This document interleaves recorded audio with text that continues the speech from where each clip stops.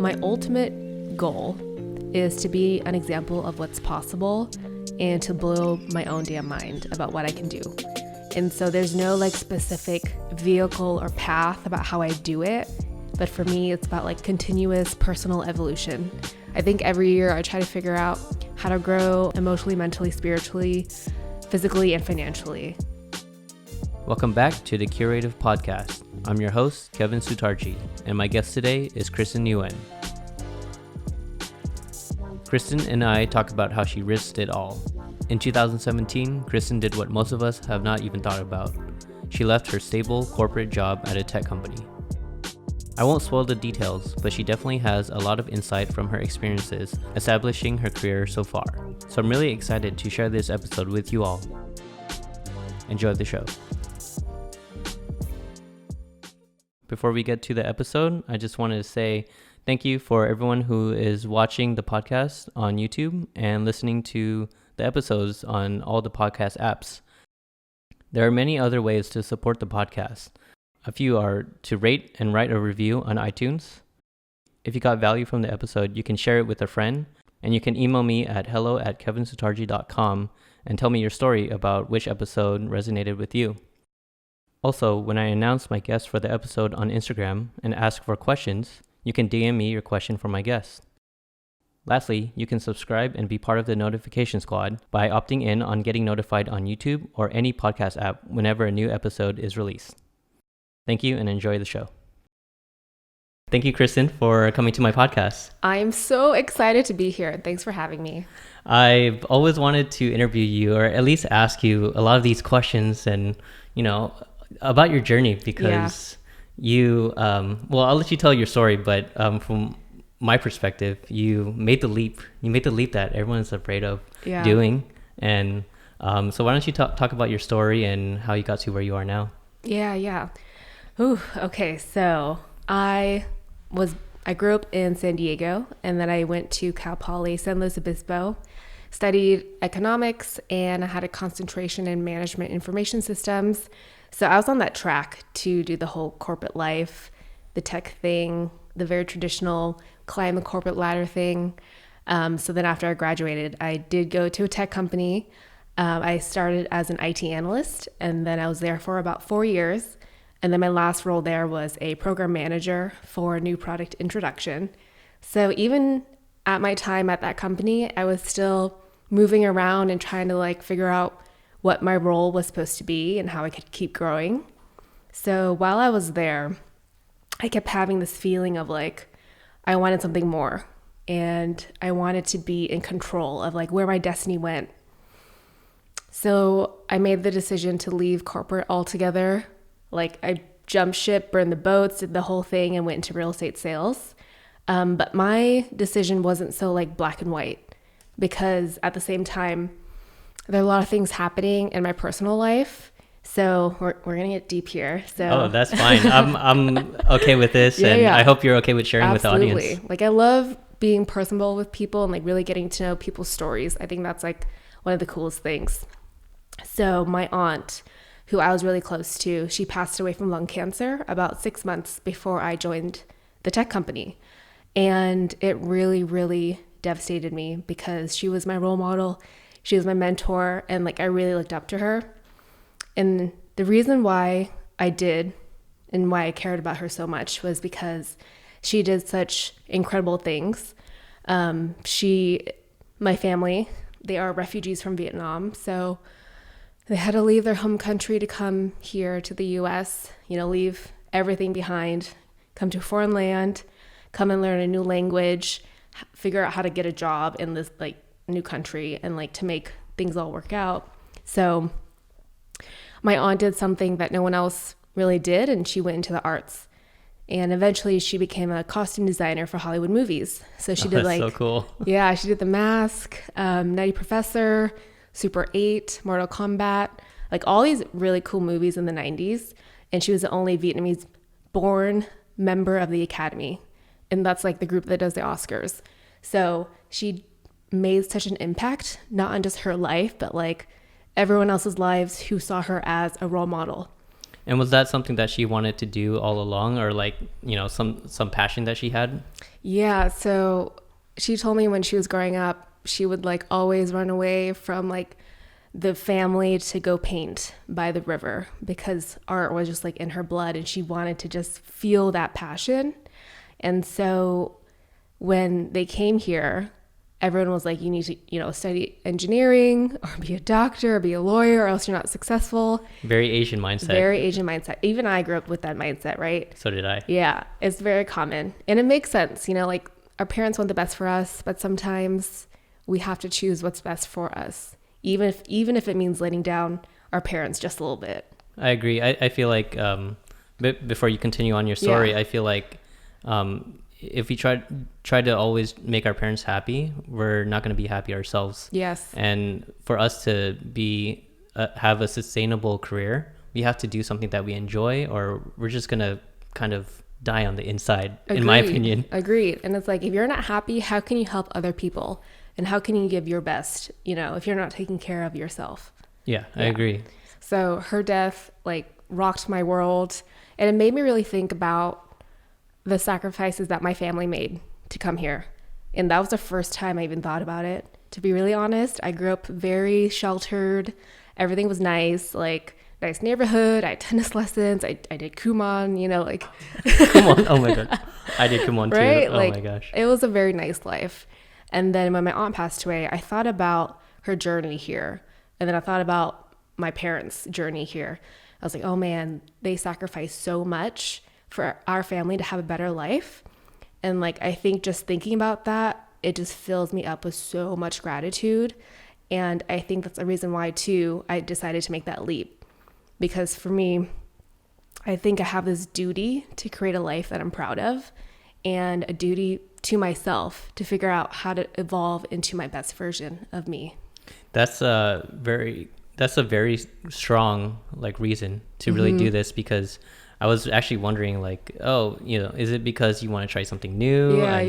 And having a family member pass away is really, really tough, obviously, but it makes you think about, how do I want to live my life? Exactly. So completely. I kind of feel you on that, because actually just recently my cousin passed away. Oh man, I'm so sorry. Thank you. It was really hard. It's still hard for our family, and it actually put me into this mindset of like, okay, let me reflect on my life and see like what would I be happy with what I'm doing now. Do I want to do something different, or do I actually want to change it up a little bit? And I'm still in that process, but it seems that you and I are kind of reflecting on pretty much a tragedy. Yeah. And I think that it's great that you really thought about it as well, and you're acting on it.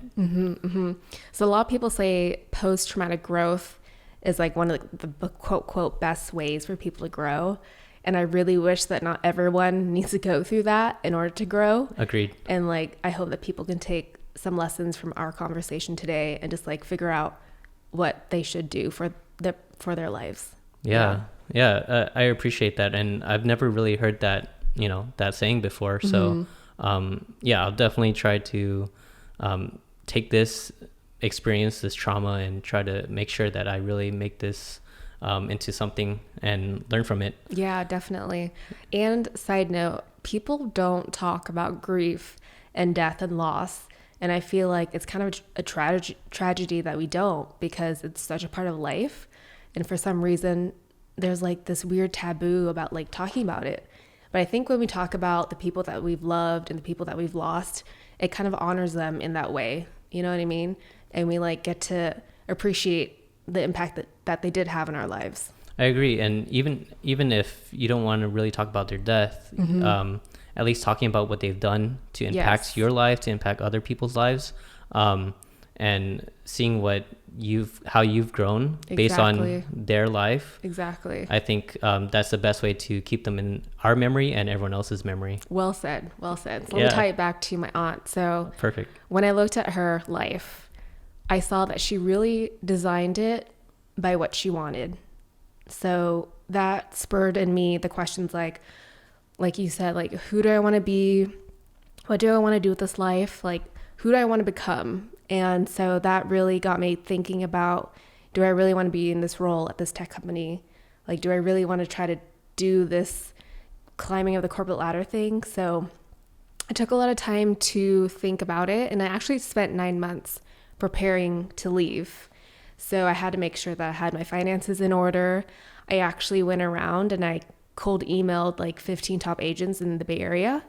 And I was really strategic. I wanted to find people who used to also be in tech or like in a corporate environment and who were like killing it then, because I felt like I could really relate to them and they could relate to me.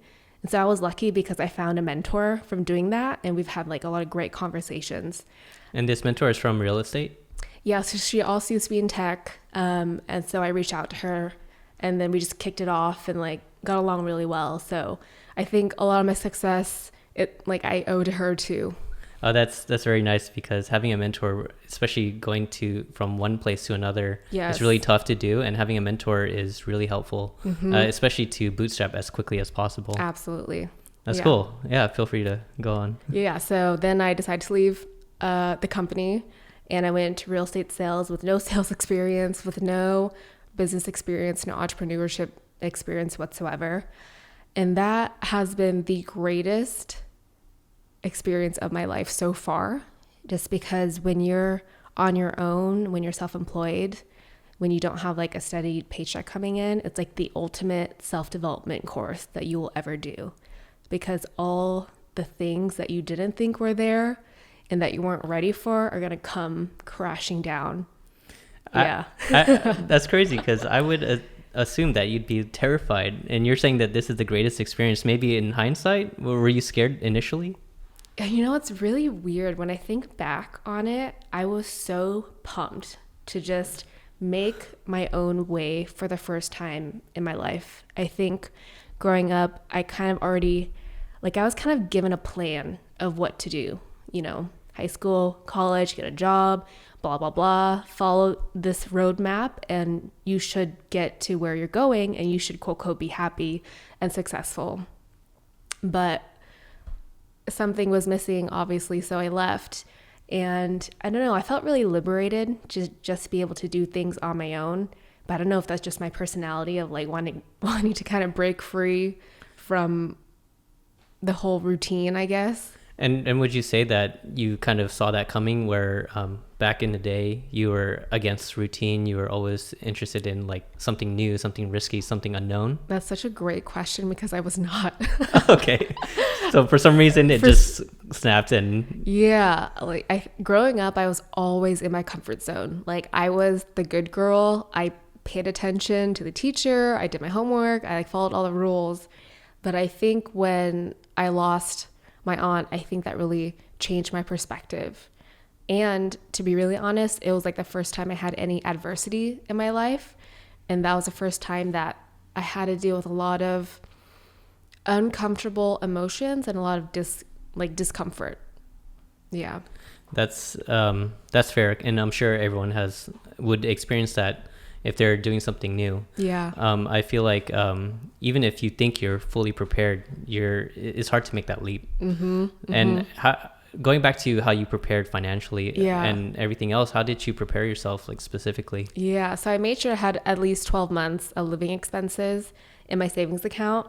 I had to downsize my rent to make sure I wasn't living outside of my means. And then I was just really, really conscious of what I was spending my money on. I didn't really travel for that first year.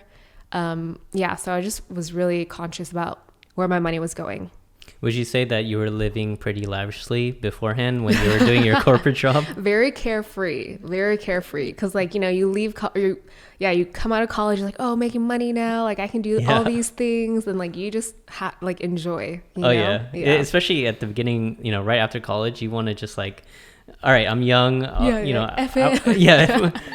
want to do whatever I want and experience something new being out of college. Exactly. You're I feel I'm a real adult now because I have my own money. Yeah, for sure. Okay, so downsizing on rent, on purchasing things, and eating out. I was cooking a lot more at home. Yeah.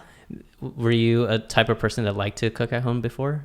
I was. So that was not that hard. I think just planning ahead was kind of difficult because it'd be so easy to just like eat out or whatever. But when you're trying to be a little bit more budget focused, you gotta prepare a little bit more. Yeah. I feel like you have to really plan and be mindful about how you're going to spend your week, how you're going to spend money during that week. Exactly. And make sure that you're not doing too many things all at once, that you're spending like, I don't know, thousands of dollars in a week. Exactly. And I had to like level set with my boyfriend, like, oh, hey, can't be spending a lot of money. You know what I mean? Got to prepare for this next phase of my life. So I think having a supportive partner was also really, really key. Did you have to kind of talk about your vision and like why you wanted to do this and kind of reassure your boyfriend at the time? Yeah. I think I'm lucky because he like supports me no matter what I decide to do. But I think there's some people who aren't so lucky where their spouse is like, oh no, you shouldn't do this, you shouldn't do that.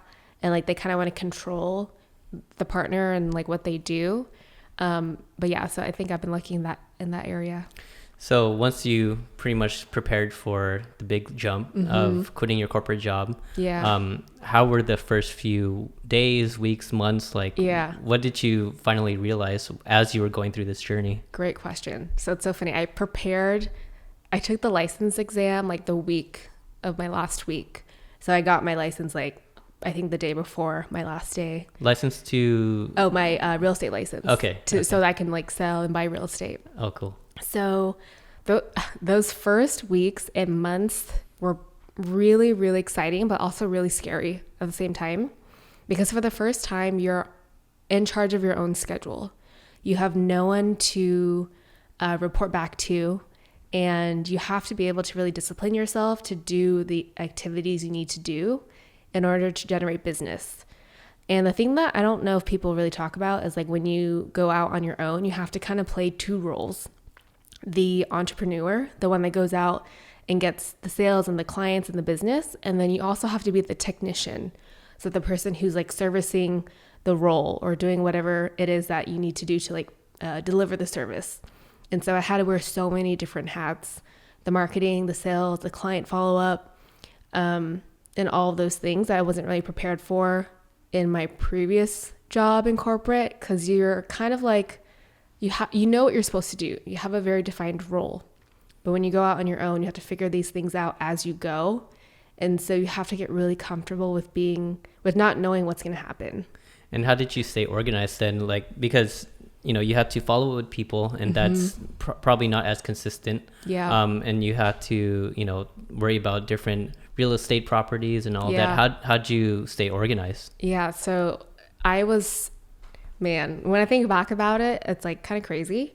So I would block out each day of the week. So, in like time blocks. So for like 3 hours in the morning, I would prospect for new clients, either cold calling or door knocking or networking with people I know.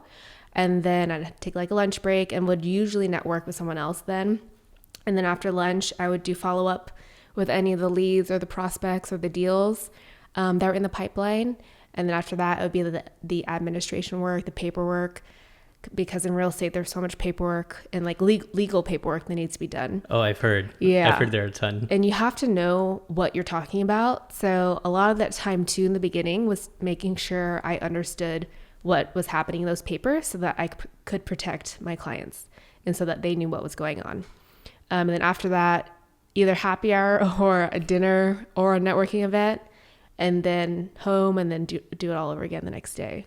So in terms of cold calling and networking, like was that initially your forte, or did you learn on the job? And how did you prepare yourself, or how did you learn and grow from that? It was really hard because I've never had to be in a sales position where I had to go out and talk to strangers and try to get them to work with me. I think that was like a whole learning curve in itself. But my company had trainings that we could attend, and they would teach us what to do. And I also got like a business coach. So they would help me figure out how to have the right conversations and how to lead the clients or the prospects. So when it comes to cold calling or cold emailing, I'm assuming you do cold emails as well. Yeah. in my opinion, I feel like a little ashamed to do it, but Yeah. I know that people do it to get business. And I know there's strategies and stuff like that. Like what advice would you give to someone that needs to get to cold call for clients? Yeah. So now that I've done that whole thing and I'm on the side, I would do something totally different. I think now I would try to add value up front first, instead of being like, oh, like, can I help you in this area? And like just kind of coming in without any value, because they don't know you. They've never heard of you. They don't know you. Like, why should they trust you? So I think I would go back and try to build that trust first, and then build that relationship, and then try to create a business relationship. So that relationship, I feel like initial relationship must be really strong before they trust you with their money, right? I've basically gone around businesses and just offered my service, and you can tell that like they're saying, oh, I don't really know you, so I don't know if I want to work with you. Exactly. And they always kind of push it back, saying, okay, maybe in the near future, but not right now. Right. So I think specifically for that situation, maybe what you could do is just shoot them like a promo video of their space already. Be like, oh, hey, I made this video for you guys. You know, feel free to use it if you want to. If you need any more videos, like, I'm your guy.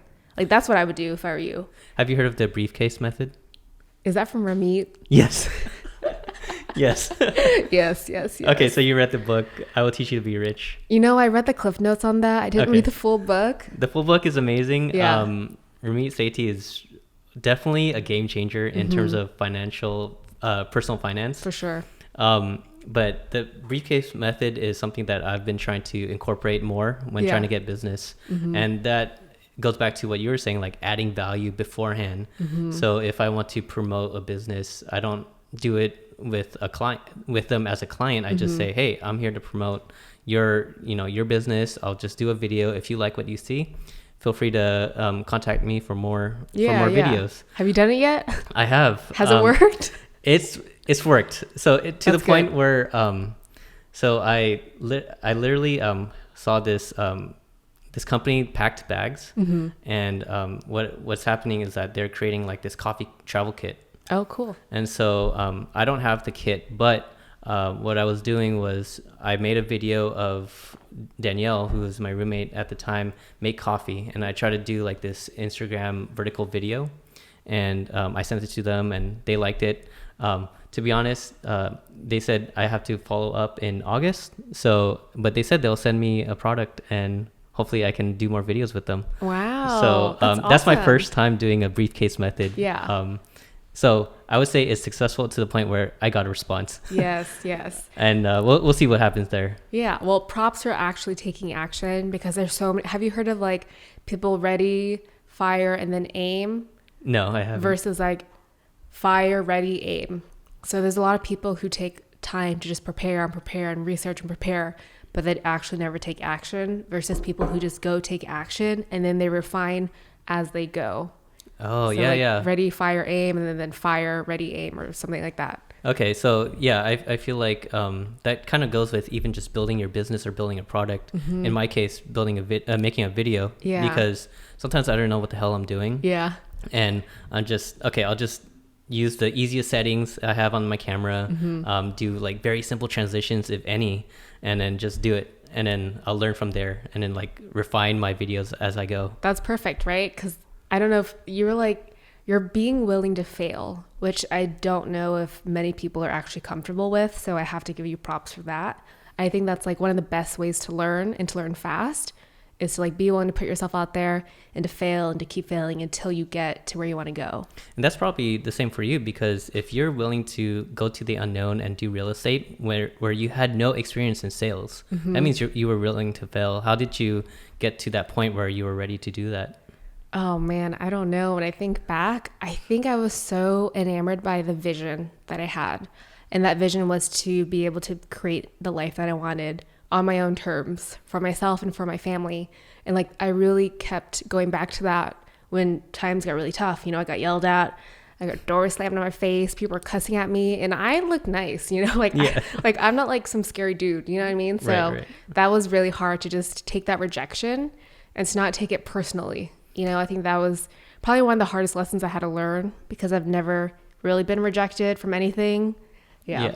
So when it comes to rejection, like, you know, sometimes the first, the second, the third, you're okay. But when it goes to the fourth, the fifth, and this goes back with me trying to find clients, like it gets kind of depressing, right? Yes, it really does. How do you convince yourself that, like, okay, you know, sooner or later there's going to be someone that says yes? Or how do you keep pushing yourself? So back in real estate, there was a saying that it's a numbers game and every no gets you closer to a yes.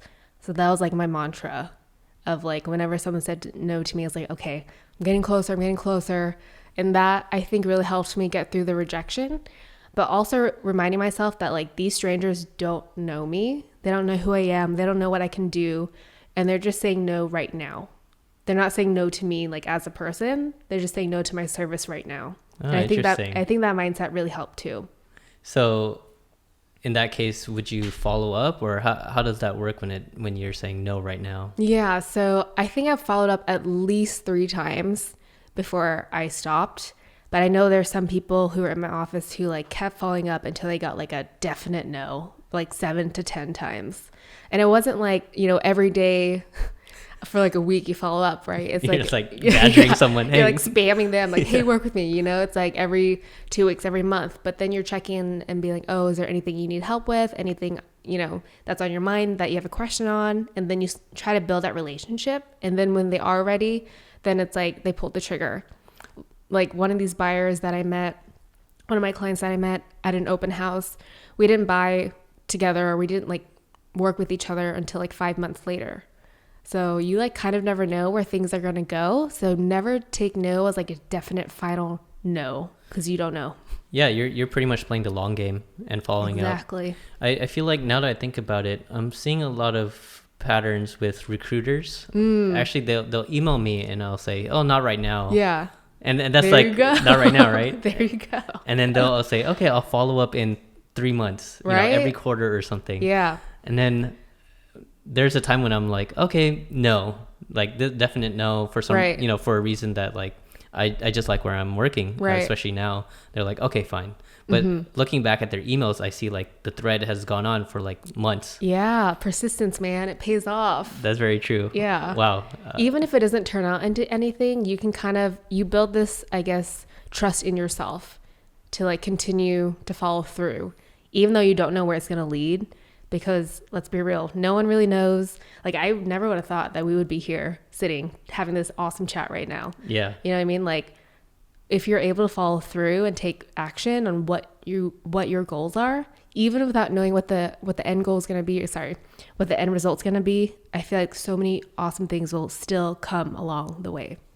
You have so much wisdom right now. Like, this is amazing. Thank you, man. Thank you. I feel like this is something that a lot of people kind of gain through experience. And you've been doing this for how many years now? Like leaving corporate life? Let's see. I left in 2017. So it's been like 2 years now. I mean, you seem to have learned a lot in those 2 years. Yeah, I did. I was just reflecting on it too. So I've kind of dabbled in like 20 different industries since leaving college. I feel like I've really let my curiosity come to play and have this mentality that I don't really have anything to lose. I feel like I should follow my curiosity until I find like the passion or where I think I should be. Yeah. I feel like that's something that a lot of people have to think about and at least reflect on. So that's cool that you did that. But are there times where you felt like, man, I regret doing this and I should have just gone back to corporate life? That's a really good question. So when I think back, there was never a moment where I regretted leaving, but there was a time when I regretted leaving the stability of the corporate job. And 4 months into my new career in real estate, my high school best friend passed away unexpectedly. And that also devastated me because it was my first friend that I've like lost. And I think when you're in a situation where you have to constantly be bringing your best every day, and then you have this like heavy emotional grieving situation happening in your life, there's like a lot that you have to be able to like bring yourself out of like the downs and get yourself to keep going. Yeah, I actually feel that right now because, like I said, my cousin passed away recently, and I just started this podcast. And I also have kind of video work that I have to do with other teams, like a dance studio that I'm working with. And obviously I have work. And so trying to stay on, trying to be able to coordinate with people and talk to people and get my work done, it's really tough. And to focus when you need to focus is really tough because there's just like this heaviness that's there, and like you can't get rid of it because it's just like there. Yeah. And I don't know about your experience, but I was lucky that a lot of my coworkers, my managers, the people I've been working with, they're very I was very fortunate for them to really sympathize with how I was feeling and with like what I was going through. So they gave me time. They let me just not do anything for a week or two. And I slowly got back into it because I really wanted to get my mind off of it and try to get back into the groove. But it did take longer. I'm glad that everyone was really cool about it. Yeah. So. And that's good. I think when someone's going through a hard time like that, like your support system means a lot. So that happened in April and I started in January. So I had I started in February. So I had about like 2 months of like grinding it out hard, like prospecting every day, doing the whole thing. And then that happened. So that kind of took me out for like a month and a half. Oh, that's way longer than how I was doing. Yeah. How long I took. It like really devastated me just because that happened. And then like when, I don't know why, but for me, it kind of re-triggered a re-grieving for my aunt at the same time because they were both so important to me in my life. And it kind of sucked just because like if I didn't work, I would be getting further and further away from a paycheck. So there was like this pressure in my head. I was like, oh man, I don't know when I'm going to make money again. And like, it's just, you start spiraling and then you start losing confidence in yourself to like pick yourself up to go back into it. I think that was the hardest time, but I never regretted taking the chance on myself to see what I would do. Yeah. So I think that is the difference between you and me where the difference between what you're doing, difference between what I'm doing is that I have that steady paycheck. So it is more difficult for you. That definitely makes sense. It kind of sucks that like there's no fallback, I guess, unless you've really saved up for like those kind of quote unquote emergencies, right, where you can't work. Did you feel like you were forced to continuously working, but in a lower like energy and everything like that? I would say, yeah. I think I was like willing myself to just get back into the groove just so I can like get back to living life, because when you are grieving and mourning for that long, you're just like, oh, I just kind of want this to stop now. Yeah. I don't want to feel like this anymore. Yeah. So then I like slowly got back into it and then everything worked out great. Would you say that like for the past few months or even up to now, do you feel yourself like in this hustle phase, or have you found a rhythm or, anything like that? So I guess I didn't mention, so I was only in real estate for 18 months. So I left last August, and in those 18 months I closed almost 9 million in sales on my own. Congratulations. Thanks. That's cool. Thanks. It's cool looking back because I like really pushed myself to the limit to just see what would happen. And sometimes I kind of forget that it did happen and that I did that.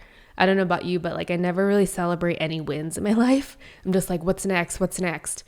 Sometimes I do, but it's very short. And then I want the next thing. And I think you and I are very similar where we have our heads in the clouds. Yeah. And this goes back to like, thinking about, all the risk and stuff. Sometimes we're thinking, we want to reach this goal. And then if we actually do reach it, in your case, you did, I want something more. I want something more. So it's hard to really sit back and reflect and like think about, I did pretty well, actually. Yeah. I think we're always moving the goalpost further and further away. But I think if we didn't do it, life wouldn't be as fun.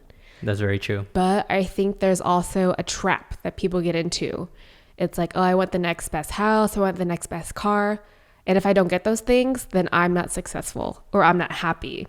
Versus like the other side where I'm trying to be more in this mindset of like, I'm setting this goal because of who I need to become to achieve that goal. And what is your goal? Or I guess what what drives you to do what you're doing now? You said you left real estate, and what are you doing now?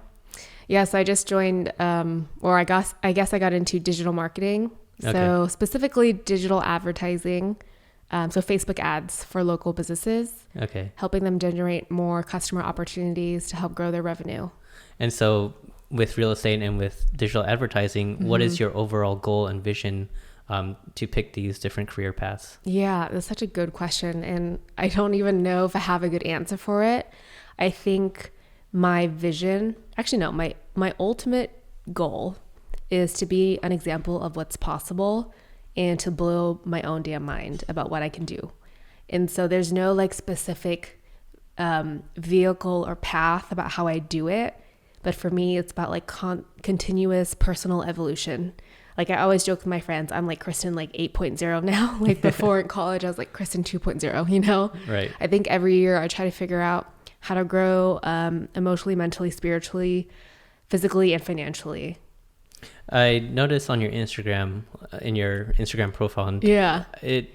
I saw one line that said mindfulness. Oh, yeah. Conscious living. Conscious living, sorry. Conscious living. And so it seems that you're getting into this career path where you're thinking about the next step, and then you're trying to better yourself. And it seems that it revolves around like personal development and everything. Yeah. Could you talk about how conscious living is, how you're living your conscious life, basically? I'm so happy that you asked this question. Like, I think this is my newfound passion in life.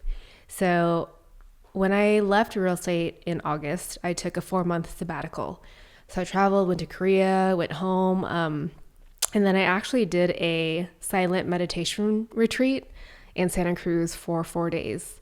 And I meditated 10 minutes a day for the last 2 years. And that was like the extent of it. Like, I can't sit still. I can't I'm always doing something, you know? So doing the meditation retreat was a step outside of my comfort zone. And I felt like I needed to reconnect with myself. And I feel like I became more spiritual after that experience, because when you're meditating for that long, and we were meditating from 6 a.m. until 9 p.m. in like 30 to 45 minute sessions, and it was silent. So when you go there, you don't talk to anyone during the time that you're there. When you get there, you introduce yourself to people. In the beginning, the teacher like has everyone explain why they're there, what they're hoping to get out of it. But for the rest of the weekend, you don't say a word. And the main reason why, I'm sure you're going to ask, is so that it removes the pressure to have to be the social part of you. To be like, oh, how are you?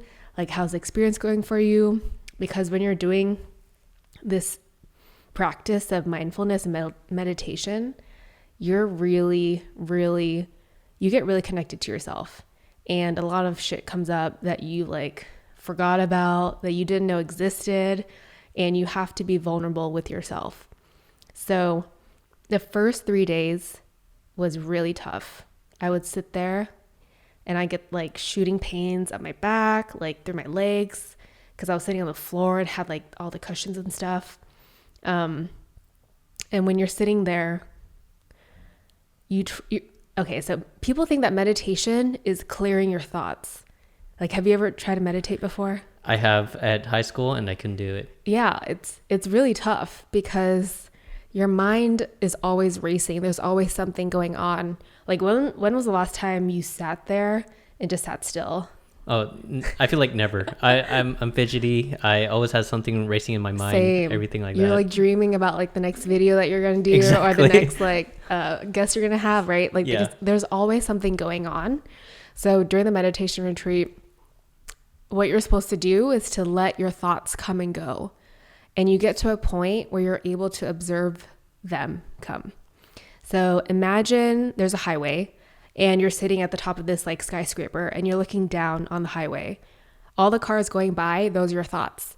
And like the person sitting on that building is you. So you get to this point where you kind of see your thoughts come and go. And then you realize like, oh man, I'm like not my thoughts. Like they're just like happening. And that was really hard for me to grasp. And like, I've never really been the type to be, I guess, spiritual or to practice meditation. I kind of thought it was like woo-woo and like soft. Sure. Like I grew up in a very like logical engineer, black and white, rational environment. And then I experienced it for myself and I was like, oh man, there's like this whole other part of me that I feel like more connected to now, and it feels really good. So the first 3 days was really tough. I was going in and out of like my old memories and the future and the past, like good and bad memories would come up. And then the last day, I was able to really just breathe and focus on my breath and to be in my body. And I had this like really crazy out of body experience where I felt like my consciousness was being pulled outside of my head. And I was like looking down at myself, meditating in this room with like 40 people. And then I had to move because I felt really freaked out. It was like something that I didn't think would ever happen to me. But in that moment though, I felt this complete, overwhelming sense of bliss and joy and peace that I've never had ever in my life, which was kind of crazy. It's like really pure. And I think in that moment, I realized that I didn't need to achieve anything in my external life to feel happy or to feel joy or to feel peace. And I only really need to be still and to just be present. And a lot of people say be present or whatever. And it's really hard to like explain it until you experience it. So I want to challenge everyone to go meditate, even 5 minutes, just sit there and focus on your breathing and see what happens. And, you know, having that experience is crazy. Like there's probably only 1% of people actually want to get that kind of experience. Mm-hmm. And like they actually get that experience. Mm-hmm. You know, I feel like not a lot of people are willing to sit still and really breathe and meditate. But even if they meditate, they feel a sense of peace. Mm-hmm. They might not incorporate it in their lives afterwards. How do you incorporate that into your life now? That's a really great question. And that was one of my questions at the retreat too, because when you're there, you're kind of like in this magical land where everything just feels so peaceful and so like free all the time. Yeah, you're away from the city. You like don't even bring your phone with you. Like you're so disconnected for 4 days and you're just like living, right? So one of the things that the teacher suggested is that when you're doing something in your everyday life, when you're showering, eating, even doing the dishes, just be in that activity. So instead of like, when was like the last time you took a shower and you're like, oh, I have this meeting, like have to be like do this presentation or whatever, like you're always thinking about what's coming and you're never just like enjoying the moment. And like, this is still hard for me to this day.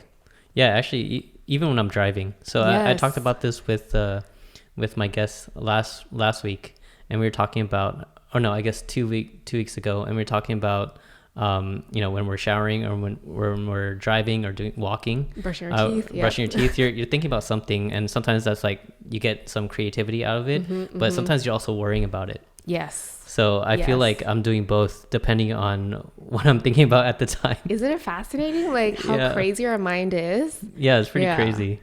So I don't think I answered your question about how I bring mindfulness into my life now. Right. So after that whole meditation experience, I was kind of like, what is life? Like life is not real. Like all these things that I thought I wanted, I don't know if I really want them anymore, because I know that I don't really need them to define myself in a certain way or to like give myself the happiness that I think they will give me. So I spent a lot of time, but I also don't know if it's because, so I'm naturally an introvert. So I gain my energy from recharging on my own and like just thinking and reflecting. I can't really tell. I feel like you're easy to talk to. Even when I met you in Cal Poly, you were just, you know, very friendly and stuff. So I can't tell that you're an introvert. Okay, so this is perfect. So I'm going to bust a myth right here. Okay. So introverts and extroverts have nothing to do with if someone is social or shy. Oh, interesting. Yeah, so introversion and extroversion is all about how you recharge or take energy. So extroverts love to be with people and to like be around people, talking to people, because they gain energy that way and they cannot be by themselves. They like don't know how to be with themselves because they like feel bored, or it's just like low energy for them. Versus, perfect example, in the office, Extroverts, if you have a meeting, they will talk about it out loud, and like they like to like rip things off of each other. You know what I mean? Sure. Yeah. Yeah. And then versus an introvert in a business setting, in an office setting, they'll be like, can you give me 10 minutes to think about it? And then it'll come back to you, because they need that time to reflect on their own, to figure out their own thoughts and to like write it out or whatever. And then on the social side, like for me, if I hang out with people, it can be draining or it can be energizing depending on who it is. But for networking events, for people that I don't know, it's very, very draining, because I feel like I have to give so much of myself to like, I don't know, to be in that situation. So I have to take a lot of extra time later to like recharge. So I'll like read, watch, listen to a podcast, or like watch Netflix or something, just to like regain my energy. Yeah. So I always thought about that, because I try to be social and try to meet as many people as I can, and obviously doing this podcast, but I think every time I need to recharge, I always need to like step back and kind of maybe sit in my room, listen to a podcast, watch a Netflix show or something. Yeah. So yeah, I would say I'm an introvert in that sense, and yeah, that's very interesting. I'd never really thought of introverts and extroverts that way. Yeah, and there's even a term called ambivert, where you're like a little bit of both. So maybe we're both that. Maybe other I don't people know. recharge us, but we need time alone. Yeah. Yeah. Definitely. Cool. That's I think that's something that a lot of people will, I guess, benefit from learning, because you know, if you think someone's like very social and they seem extroverted, but sometimes they want to step back and say, you know, I'm gonna take a weekend to myself. Yes, like exactly. what the hell is going on here? Exactly. You know? And I think when you know that about yourself, you don't have to be like ashamed of it. Like, to be really honest, I felt like there's something wrong with me, because I didn't always want to be going out, but I did it because I thought I needed to like show face, you know. But now that I'm older, I'm like, okay, it's okay to say no to that thing. I don't need to go to everything. It's okay to do my own thing sometimes. Cool. I think that's really something that you really need to know about yourself. So that's cool. And you can kind of, I don't know, educate your friends, or like let your friends know that you're like this, so that they don't take things personally when you say no to hang out. Yeah. You can just say like, I just need time to myself. Like, I'll see you guys next time. No big deal. For sure. Yeah. Cool. So going to like digital advertising, how do you get clients to do their digital advertising? Yeah. And what do you do? Yeah. So when I got into this industry, I thought I knew what I was getting into. I definitely did not. Like, I didn't realize that I was actually getting into advertising, like the whole marketing thing. I thought I was just going to do like online technical stuff for them. But then there's like this whole other world that kind of got opened. So I got lucky and I joined a small, like my friend's small agency, and they do an incredible amount of business every year. So I joined them in the last 4 months, I think. And they gave me the responsibility to manage about $250,000 in ad spend, which is really cool. So that's what I do, it's a lot of money. I was like, are you sure you trust me with this? Okay. That's cool though. Yeah. But I think when you're, another reason why I feel like I can just kind of jump into these things is because I believe that I can figure it out along the way. Like, learn by doing. Exactly. Cal Poly. Shout out Cal Poly. Yeah. So what I do for them specifically is I create different ad campaigns, and I try to get them new customer opportunities. So I'll like write the copy. I'll try to figure out which photo or which video to use, which headline to write. And then I just run those. That's cool. Yeah. And you're enjoying it right now? You know, it's really funny that you asked me that, because I'm actually going to be switching again to something different. Oh, really? Okay. To what? Yeah. So I spent a lot of time just thinking, and I think this is where the conscious living piece comes in, where I'm trying to pay attention more to like how I react to things, like mentally and emotionally. And this is really different from how I was before, where everything was very logical and like rational, like, oh, I'm going to do this job because I'm going to learn these skills, or because I think it'll get me to this other role that I want. And I think this time around, I'm listening more to my gut instincts. And I'm asking myself, is this something that I really like enough to pursue mastery in?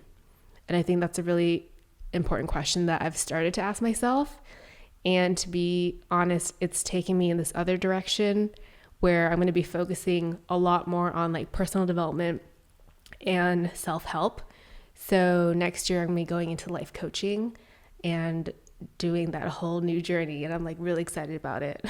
That's very cool. I think doing something that you feel is right for yourself and doing something that you feel that you will be happy doing is very rare.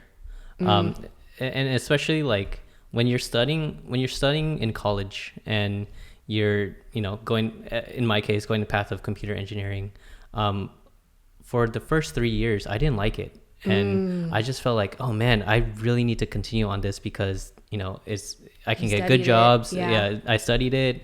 I'm about to graduate, and but I wasn't happy. Luckily, my 4th year, I started to enjoy it. I started taking classes where I was doing like iOS development, Android development, and I started liking it. But I could have potentially gone to that point where I graduated and not enjoyed what I was doing. And I don't know personally if after I graduated, would I have continued on doing that, or would I have said, what am I going to do? Would I ask myself, what am I going to do if I don't enjoy this? Will I step out of that role? Will I step out of a position that I studied for and do something that I enjoy? A lot of people don't ask that question. A lot of people are unhappy with what they studied and stuff, and they're afraid to move on to a different role because maybe they liked it at that time and then they don't like it anymore, or they want to move on. Yep. And it seems like you're not afraid to move on. And life coaching, that based on your wisdom, I think a lot of people would benefit from it.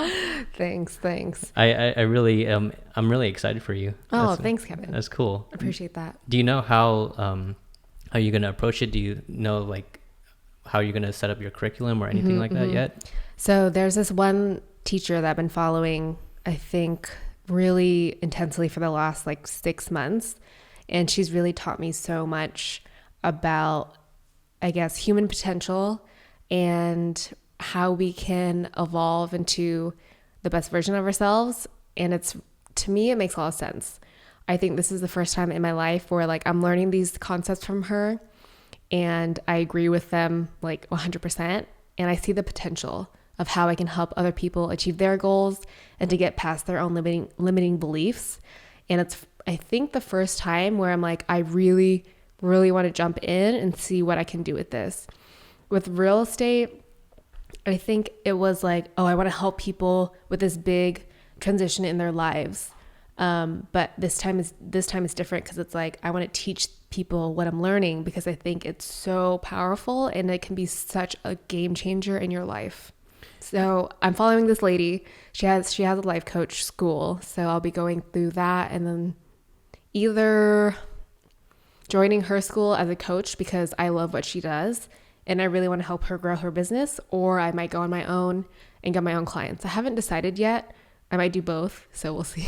Yeah. I don't know if you want to give her a shout out or... Oh yeah, Brooke Castillo with the Life Coach School. She's awesome. Check her out. Cool. I think, obviously you already do this, but once you go through that program, you'll figure out what you want to do and you'll make your decision there. Yeah.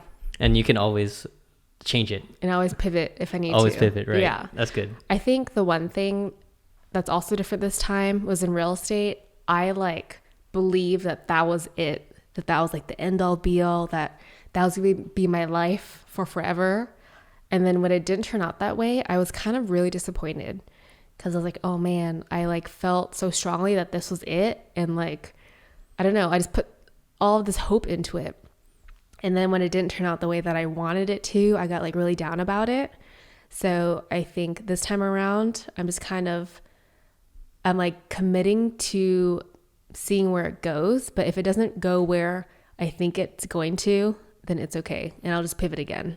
Who reassured you that, that was okay, that real estate wasn't what you really wanted to do in the end? Or did you just realize it by yourself? I just kind of realized it by myself. And the weird part is there too. It was like another gut instinct thing. I think one day I just felt really deflated and disconnected.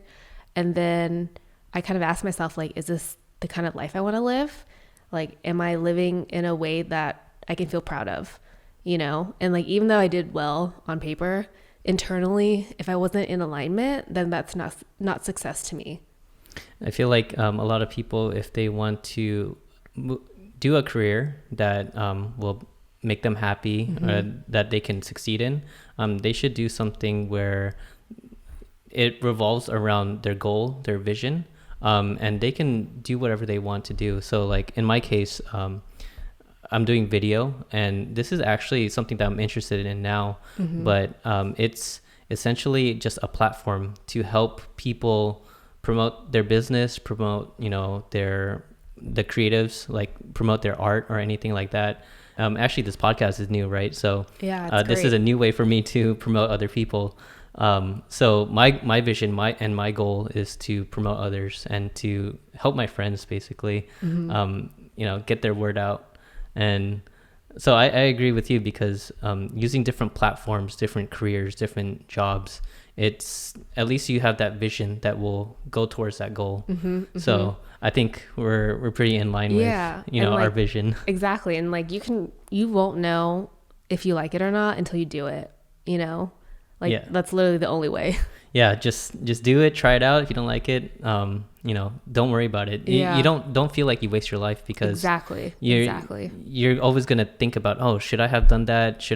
Do I regret not doing it? But if you did it, you're like, I don't regret it. I learned from it, and it's not my thing, but it's fine. Yeah, I think that was also another motivating factor. I like don't want to look back my life and like regret not trying. Yeah. Wow. I think we went through so many great topics.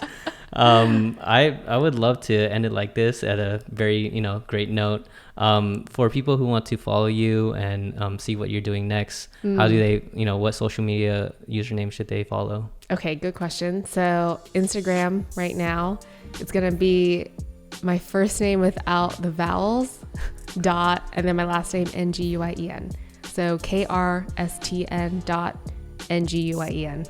Okay. And so if you have any final words, like any plugs or anything like that, feel free to say it now.